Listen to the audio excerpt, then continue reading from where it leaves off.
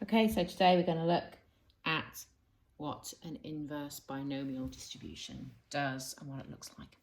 So first of all, what I've done here is I've got some graphs of what binomial distributions look like. And you can see here we've got the x values and here we've got the probabilities and there's gaps. So it's like line graphs. Now this is because the binomial is a discrete distribution. You can only work out the probabilities of whole number values. So there's no value of x between 0 and 1, no value of x between 1 and 2. Now this makes it quite a difficult distribution to work with. In year 13 we're going to meet the normal distribution, which is much easier.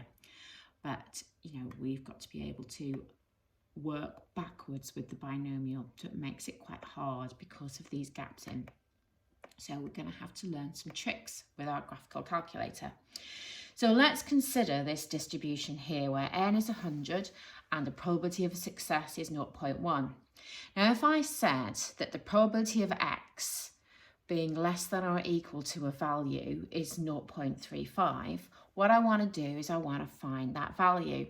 Now this value here has to be a whole number because that's the nature of the binomial distribution.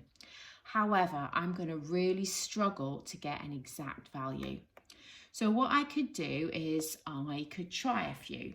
Now the probability of up to and including 3 is just going to be that value there, which is tiny, 0.00783.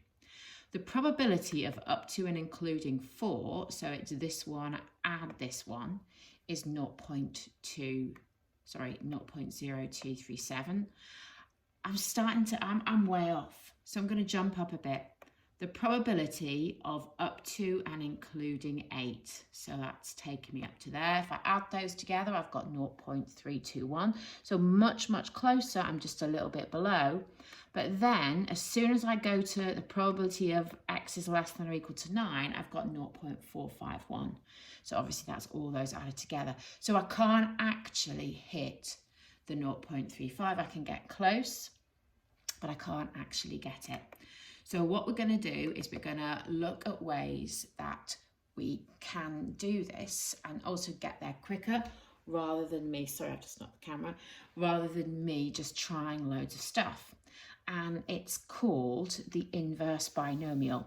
So the way that you find your inverse binomial is you go into the statistics mode on your calculator, you select distribution and binomial, but instead of doing the BPD or the BCD, you press INV.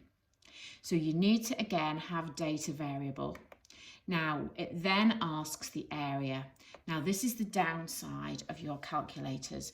It will only do the area up to and including, so less than or equal to.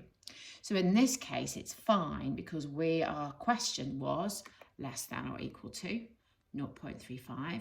So our area is 0.35, our number of trials is n, and our probability for success is p. And that gives us x inverse 9 when we press execute. Now, the problem with this is that it's just sort of taking the nearest answer, and sometimes, or maybe not, it's just giving us a value.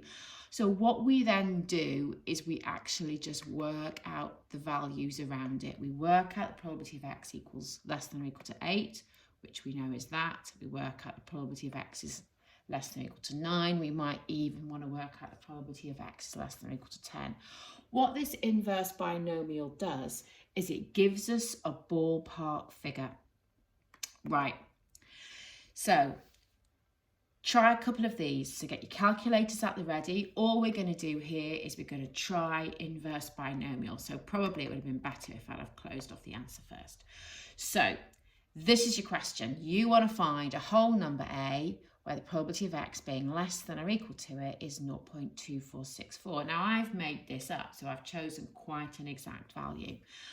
So all I'm going to do is inverse binomial it. This is what I put into my calculator, and you will see I've got 5. Now you might then want to actually work out the probability of less than or equal to 5 to see how close it is. Okay, you try that one. Okay, if you try that one. So maybe pause the video and try that one. Okay, now when you did that one, you should have got 7. Right.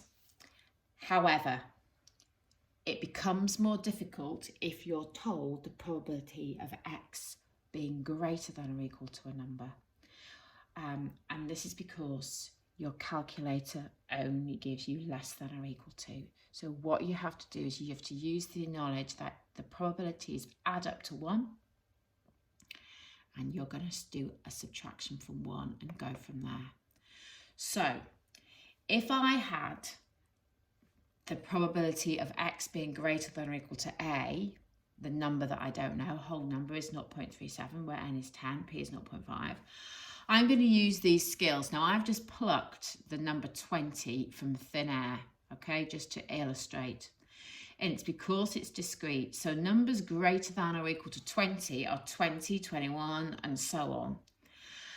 So if I subtract this from 1 to get a less than or equal to, it's less than or equal to 19, which is going to be 0.623. So this just makes it harder, so we've got to have our wits about us.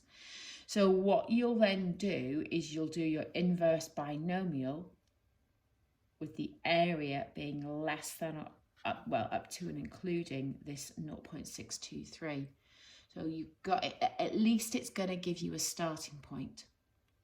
So if we now go back to this question here, what I would do is to find my value of a, I would subtract this from 1 to give me 0.623.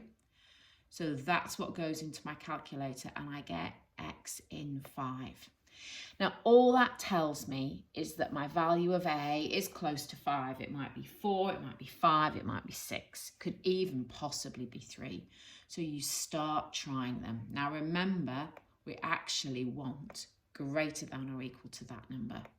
So greater than or equal to 4 is 0.828, way too big. Greater than or equal to 5 is 0.623, and greater than or equal to 6 is 0.377. So you can see that you've got, if you go back to your original, okay, 6 is a pretty good answer for A there. Okay, you try that one and try and find A. So pause the video, subtract from 1, pause the video, and then see if you get this answer. Okay, so this is what I did. Okay, I think 12 is a pretty good answer for A.